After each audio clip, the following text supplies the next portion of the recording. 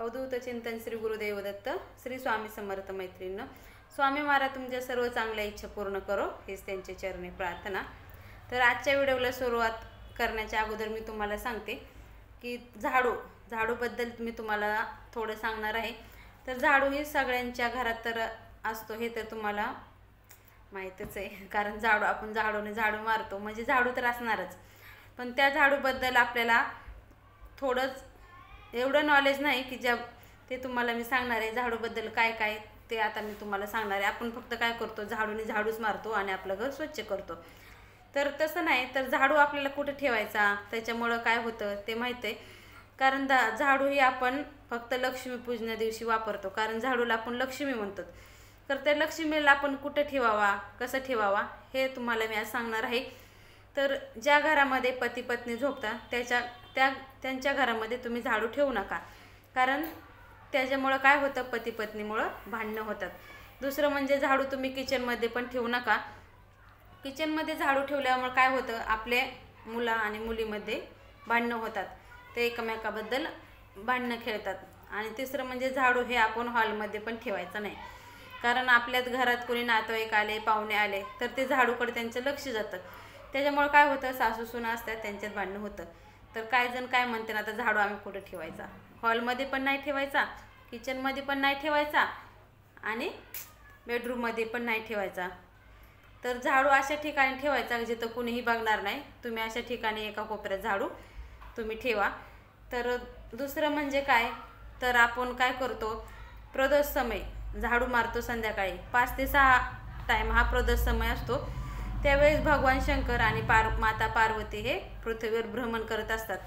तर 5 ते 6 टायमाला काय करायचं, ते 6च्या म्हणजे 4 वाजताच आपण पटापट झाडू मारून घ्यायचा, केस विंचरून घ्यायचे, डोक्यावर असं आपण इथं सिंदूर लावतो, सिंदूर लावून घ्यायचा, हातात बांगड्या भरायचा आणि छान असं नटून बसायचं।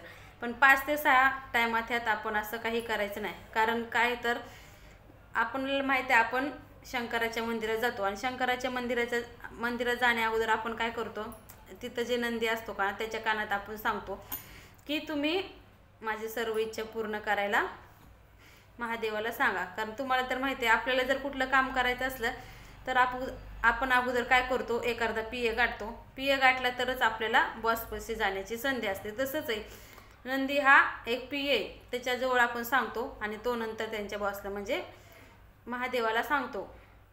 मग महादेव आपली इच्छा ते महादेव पूर्ण करण्यासाठी आपली इच्छा 5 ते 6 टाईम हे म्हणजे प्रदोष समय ते आपल्या घरी येत असतात। त्यावेळेस काय आपल्याला आशीर्वाद देण्यासाठी येत असतात। एक दिवशी माता पार्वती काय म्हणते, देवा मला पण तुमच्या बरोबर यायचंय, मला पण पृथ्वीवरच्या लोक बघायच्यात आणि त्यांना अखंड सौभाग्यवती असा वर द्यायचा आहे। त्यामुळे माता पार्वती पण महादेवाबरोबर प्रदोष काळी आपल्या घरी येत असते। त्यामुळे आपण जर असं बांगड्या हे काढून बसलं तर आपल्याला माता पार्वती आशीर्वाद देणार नाही आणि तुमच्या घरी नेहमी दरिद्री राहील। त्यामुळे 5 ते 6 ह्या प्रदोष टायमात तुम्ही कधीही घर झाडू नका किंवा कुठलीही घरात घाण तुम्ही ठेवू नका आणि दाराच्या समोर तुम्ही एक दिवा लावा आणि दाराच्या समोर दिवा तुम्ही नक्की लावा, कारण तो टाईम हा लक्ष्मी येण्याचा टाईम असतो, त्यामुळे तुम्ही दाराच्या साईडला दिवा हा नक्कीच लावा। दुसरं म्हणजे घरात जर तुमच्या सुख शांती समृद्धी पाहिजे असेल तर काय करायचं, महादेवाच्या मंदिरात जायचं, महादेवाच्या मंदिरात रोज तुम्ही एक दिवा लावा। महादेवाचे मंदिर जर तुम्हाला जमत नसेल तर तुम्ही तुमच्या कुठं बेलाचं एखादं झाड असेल दारात किंवा आजूबाजूला त्याच्या खाली तुम्ही एक दिवा लावला तरी चालेल, किंवा तो जरी नसेल तर तुम्हाला तर मी अगोदरच सांगितले तुम्ही दारात आपल्या दिवा लावा। त्याने काय होईल, लक्ष्मी आपल्या घरी पण येईल आणि माता पार्वती आपल्याला अखंड सौभाग्यवती भव असा वर पण देईल। त्यामुळे तुम्हाला झाडू बरोबर हे पण माहिती सांगितली, ते पण तुम्हाला नक्की आवडली असेल हीच मी आशा करते। श्री स्वामी समर्थ।